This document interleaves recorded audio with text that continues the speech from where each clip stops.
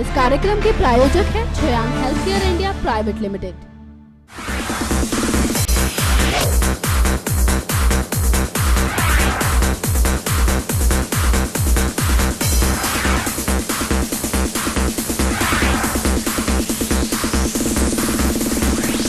Welcome, मैं हूं आपकी होस्ट मेघा और आप देख रहे हैं हमारा स्पेशल शो फिल्मी फ्राइडे। इस शो में हम आपको रूबरू कराते हैं बॉक्स ऑफिस पर रिलीज हुई फिल्म के रिव्यू से। हर हफ्ते की तरह इस बार हम फिर हाजिर हैं बॉक्स ऑफिस पर रिलीज हुई फिल्म का रिव्यू लेकर, लेकिन इस बार एक्चुअली फिल्म का रिव्यू लेकर नहीं बल्कि फिल्मों का रिव्यू लेकर, क्योंकि इस बार बॉक्स ऑफिस पर एक नहीं, दो नहीं बल्कि 3 फिल्में रिलीज हुई हैं। पहली फिल्म है फोबिया, दूसरी है वेटिंग और तीसरी है वीरप्पन। अब जब 3 फिल्में रिलीज हुई हैं तो मूवी लवर्स के जहन में कंफ्यूजन क्रिएट होना तो लाजमी है, लेकिन आपकी इसी कंफ्यूजन को दूर करने के लिए हम बताने जा रहे हैं आपको तीनों फिल्मों का रिव्यू। सबसे पहले हम बात करेंगे फिल्म फोबिया के बारे में। फोबिया मतलब डर, एक ऐसा डर जो ना आपको घर में रहने दे ना घर से बाहर जाने दे। क्या आपको कभी हर चीज से डर लगा है, और अगर लगा है तो आप क्या करेंगे? इन सभी सवालों का जवाब देगी फिल्म फोबिया। इस फिल्म से जुड़ी तमाम जानकारियां हमें और हमारे दर्शकों को देने के लिए हमारी एक्सपर्ट दीक्षा हमारे साथ जुड़ चुकी है। दीक्षा, स्वागत है आपका हमारे शो फिल्मी फ्राइडे में। सबसे पहला सवाल मैं आपसे फिल्म फोबिया को लेकर करना चाहूंगी। मैं आपसे इस फिल्म की कहानी, डायरेक्शन, एक्टिंग और म्यूजिक, इन सब से जुड़ी तमाम जानकारियां चाहूंगी। बहुत बहुत शुक्रिया मेघा। आपने फिल्म फोबिया के बारे में बात की तो मैं आपको सबसे पहले बताना चाहूंगी, जैसा कि आपने भी कहा कि फोबिया का मतलब होता है डर। एक वो डर जो आपको बाहर की दुनिया से तोड़ दे, वो डर जो शायद आपको खुद से तोड़ दे, वो डर जो आपको हर चीज में महसूस होने लग जाए। एक ऐसा डर जिसके चलते आप दुनिया से इस कदर अपने आप को अलग कर लें कि आप ना तो घर के बाहर कदम रख पा रहे हैं और ना ही घर के अंदर सुकून से रह पा रहे हैं। अगर इस तरह के किसी डर को आप जानते हैं या फिर जानना चाहते हैं या फिर ऐसे किसी डर में दिलचस्पी रखते हैं तो आप एक बार फिल्म फोबिया देखने जरूर जाएं। आपको इस फिल्म में अपने डर से जुड़े या फिर डर के कारण इंसान के जीवन में क्या क्या घट सकता है या फिर एक डर इंसान को किस हद तक ले जा सकता है, इन सारे सवालों के जवाब आपको इस फिल्म में मिलेंगे। इस फिल्म की एक्ट्रेस है इस फिल्म में जिसने मुख्य भूमिका निभाई है, उनका नाम है राधिका आप्टे। राधिका आप्टे एक ऐसा नाम है जिसे शायद आज हम सब एक्टिंग के लिहाज से जानते हैं। हमें पता है कि राधिका आप्टे एक बेहतरीन एक्ट्रेस हैं। उन्होंने जितनी भी फिल्मों में और जिस तरह के रोल किए हैं, आज भी लोगों के जहन में उन रोलों की एक, कहते हैं ना, छाप, कुछ कुछ किरदार अपनी छाप छोड़ जाते हैं, वो छाप आज भी ताज़ा है। और अगर आप फोबिया को देखेंगे तो आपको लगेगा कि वाकई में इस फिल्म में राधिका आप्टे ने जो काम किया है, डर के जिस रूप को दर्शाया है, वो आपके साथ या फिर आपके जहन में एक जगह बना लेगा। इस फिल्म की शुरुआत बताऊंगी मैं आपको, या फिर इस फिल्म में जो टर्न है सबसे इंपॉर्टेंट, वो टर्न आता है जब राधिका आप्टे लेट नाइट एक पार्टी से लौट कर आ रही होती हैं और लौटते टाइम टैक्सी ड्राइवर जो होता है वो उनके साथ रेप की कोशिश करता है। इस कोशिश के बाद राधिका खुद को तो बचा लेती हैं, लेकिन वो शिकार हो जाती हैं एगोराफोबिया का। ये एक ऐसा डर है जो इंसान को बाहरी दुनिया से बिल्कुल काट देता है। राधिका आप्टे इसके बाद अपने बॉयफ्रेंड को सारी चीज़ें बताती हैं। उन्हें जैसे ही इन सब चीज़ों के बारे में पता चलता है तो वो उन्हें एक ऐसे घर में छोड़ आते हैं जहां पर 3 कमरे हैं। उस घर में राधिका आप्टे अपने आप को बहुत तरह से संभालने की कोशिश करती हैं। उनका इस फिल्म में पूरा आप जब किरदार देखेंगे, उसे समझेंगे तो आपको लगेगा कि वाकई में वो हर कदम पर और हर जगह खुद से स्ट्रगल करती नजर आएंगी। आपको पूरी फिल्म में एक हॉरर फील आएगा और आपको ये भी लगेगा फिल्म में ऐसी कश्मकश है जहाँ कहीं कहीं आप कंफ्यूज हो जाएंगे कि ये चीज़ें परालौकिक किसी शक्ति की हैं या फिर वाकई में वो एक फोबिया का शिकार हैं। इस फिल्म में आप ये भी देखेंगे कि वो भविष्य देख पाती हैं, भविष्य में जो घटने वाला होता है उसकी जानकारी वो पहले से ही दे देती हैं। तमाम तरह की ऐसी चीज़ें हैं इस फिल्म में जो शायद आपको कंफ्यूज कर देंगी। इस फिल्म के डायरेक्टर हैं पवन कृपलानी, जिन्होंने इस फिल्म का डायरेक्शन बहुत अच्छे से किया है। लेकिन एक चीज़ है, अगर आप फर्स्ट हाफ में देखेंगे तो शायद फिल्म से खुद को इतना जुड़ा हुआ महसूस ना करें, इतनी कनेक्टिविटी फील ना करें, थोड़ा बिखरा बिखरा लगेगा आपको। और राधिका आप्टे की डायलॉग्स भी आपको थोड़े खिंचे खिंचे या दोहराव वाले लग सकते हैं, लेकिन सेकेंड हाफ में जैसे ही फिल्म एंट्री करती है तो आप देखेंगे फिल्म सिमटना शुरू हो जाएगी, आपको बांधना शुरू कर देगी और आपको उसमें दिलचस्पी भी खुद ब खुद आने लगेगी। यानी कि अगर आप काफ़ी टाइम से बेहतरीन फिल्म का इंतज़ार कर रहे थे, चाहे वो एक्टिंग के लिहाज से हो चाहे बाकी चीज़ों के लिहाज से हो। आप एक अच्छी कहानी का इंतज़ार कर रहे थे, एक एंटरटेनमेंट का इंतज़ार कर रहे थे, तो ये फिल्म आपके ही लिए बनी है। और स्पेशली अगर आप हॉरर पसंद करते हैं तो ये मेरी गुजारिश है कि एक बार ज़रूर जाके इस फिल्म फोबिया को देख कर आएँ। बिल्कुल दीक्षा, मतलब राधिका आप्टे का फोबिया काफी हद तक दर्शकों को डराने में कामयाब हुआ है। और जिस तरह आपने इस फिल्म की कहानी हमें और हमारे दर्शकों को बताई, वो कहानी काफी इंटरेस्टिंग भी साउंड हो रही है। आगे बढ़ते हैं और बात करते हैं इस हफ्ते बॉक्स ऑफिस पर रिलीज हुई दूसरी फिल्म वेटिंग की। वेटिंग यानी इंतजार। वैसे अगर दो उम्दा कलाकार, मेरा मतलब है कल्कि कोचलिन और नसीरुद्दीन शाह, एक साथ बड़े पर्दे पर नजर आने वाले हो तो इस फिल्म का इंतजार तो दर्शकों को होगा ही। और अब ये फिल्म रिलीज हो गई है। मैं आपसे इस फिल्म की कहानी के साथ साथ एक्टिंग और डायरेक्शन, इन सब से जुड़ी तमाम जानकारियां चाहूंगी। मेगा फिल्म वेटिंग के बारे में आपने बात की तो सबसे पहले बताना चाहूंगी, वेटिंग यानी इंतजार। इंतजार एक सबसे मुश्किल समय होता है या फिर एक सबसे मुश्किल दौर होता है जिंदगी का। वो एक ऐसा समय होता है जब शायद आपको एक पल एक सदी जितना लगता है। वो भी एक ऐसा इंतजार जो आपको अपने अपनों के लिए करना पड़ रहा हो, और वो भी वो अपने जिनके साथ आपकी जिंदगी का हर लम्हा गुजरता हो। उस इंतजार के समय में आपको नहीं पता कि आपका अगला कदम आपको किस मोड़ पर ले जाएगा, या अगर आप अपने कदमों को ठहराते भी हैं तो उसके बाद आपकी जिंदगी का अगला पहर आपको कहां लेकर खड़ा कर देगा या फिर आपको कहां ले जाएगा। तमाम चीजें इस फिल्म में आपको देखने को मिलेंगी। इस फिल्म में एक खूबसूरत एहसास को दर्शाया गया है, एक खूबसूरत गुत्थी को दर्शाया गया है जो शायद इंसान को मानसिक रूप से, फिजिकली और मैं कहूँगी आर्थिक रूप से भी इतना ज़्यादा कमज़ोर या इतना ज़्यादा कुंठित बना देती है कि वो खुद नहीं समझ पाता कि आखिर उसके जीवन में या फिर उसकी ज़िंदगी में क्या चल रहा है, क्या हो रहा है। ये तमाम चीज़ें, इस तरह की तमाम गुत्थी, इस तरह की तमाम दिक्कतें आपको हर चीज़ इस फिल्म में देखने को मिलेगी। इंतज़ार इसमें एक पति को अपनी पत्नी का है और एक पत्नी को अपने पति का है।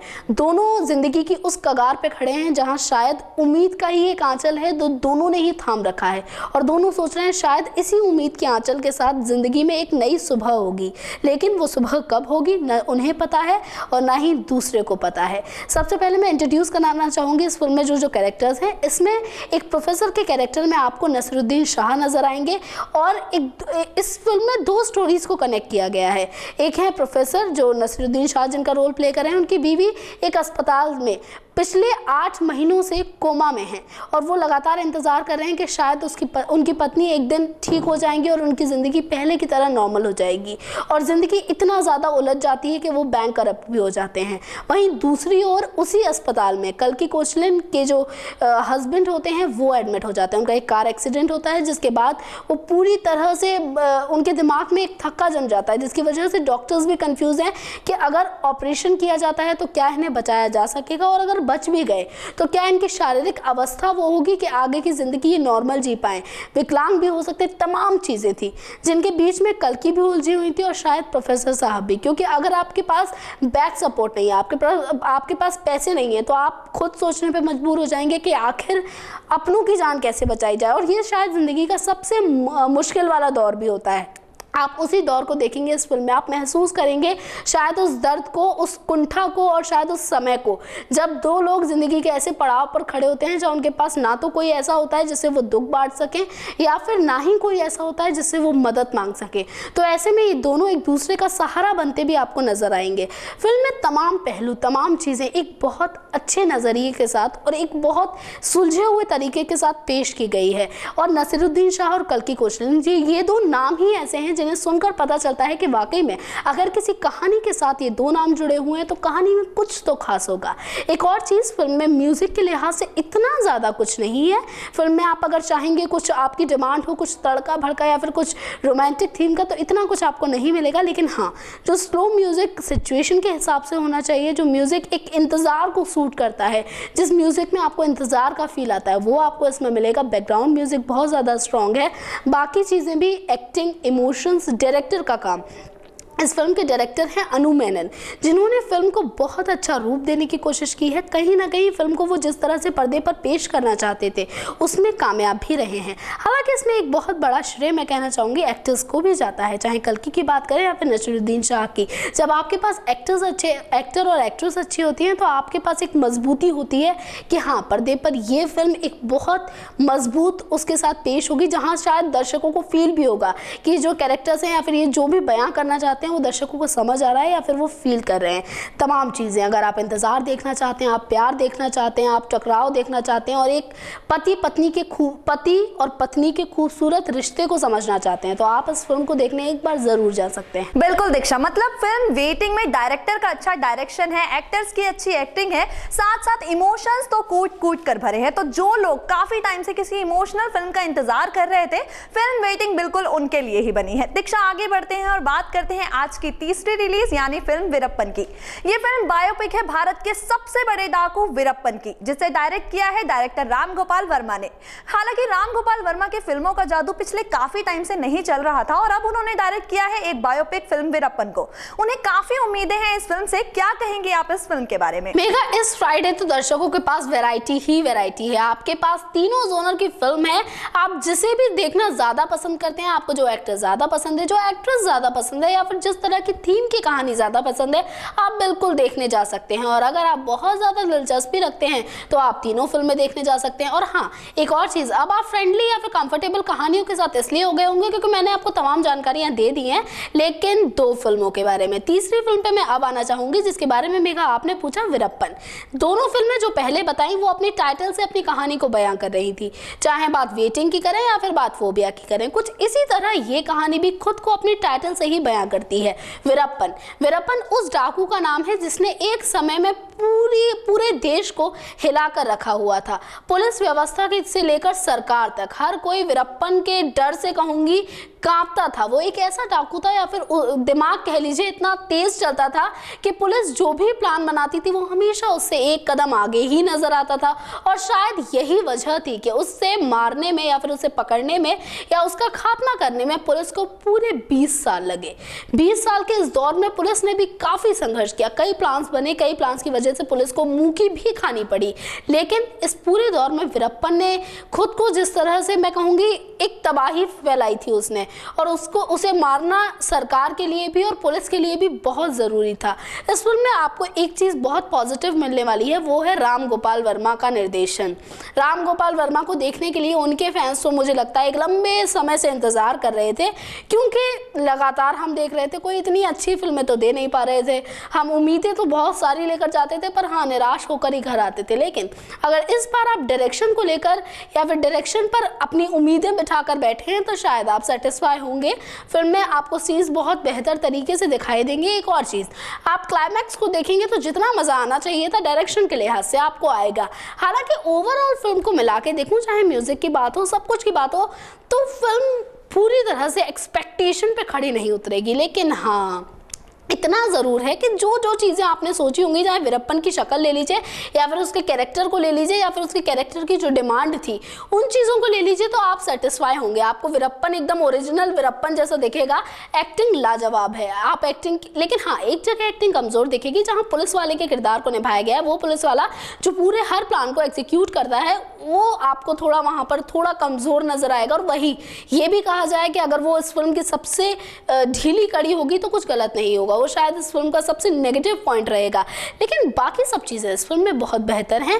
फिल्म आपको मैं कहूँगी इतना ज़्यादा धमाकेदार तरीके से अगर आप इंतज़ार करें तो नहीं मिलेगा, पर हाँ, थोड़ा बहुत मसाला आपको इस फिल्म में देखने मिल जाएगा। आपको लड़ाई झगड़ा या फिर आपको ये जानने में बहुत ज़्यादा दिलचस्पी है कि आखिर वीरप्पन के साथ क्या हुआ था, आखिर वीरप्पन कहाँ गया था, कैसे कैसे मरा था, वीरप्पन को मारने के लिए क्या क्या स्ट्रेटजी यूज़ की गई थी। या फिर जो लोग थोड़ा पुलिस वगैरह में बहुत ज़्यादा इंटरेस्टेड रहते हैं या फिर जिन्हें इस तरह की कहानियाँ पसंद आती हैं, लड़ाई झगड़े, डाकू, पुलिस, तो वो इस फिल्म को देखने ज़रूर जा सकते हैं।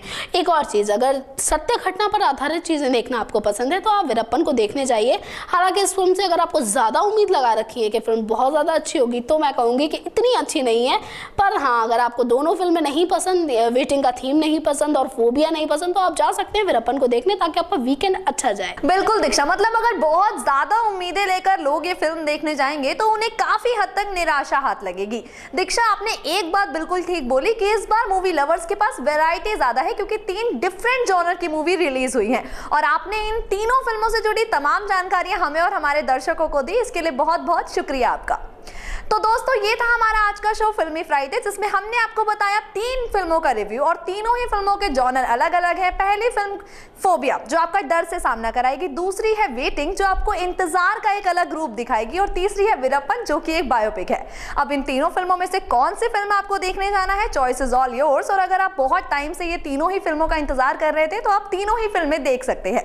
फिलहाल आज के हमारे इस शो में इतना ही। अगले हफ्ते फिर आपके सामने हाजिर होंगे बॉक्स ऑफिस पर रिलीज हुई फिल्म के रिव्यू के साथ, लेकिन तब तक के लिए दे दीजिए हमें इजाजत। Good bye. इस कार्यक्रम के प्रायोजक है Chayan health care India private limited.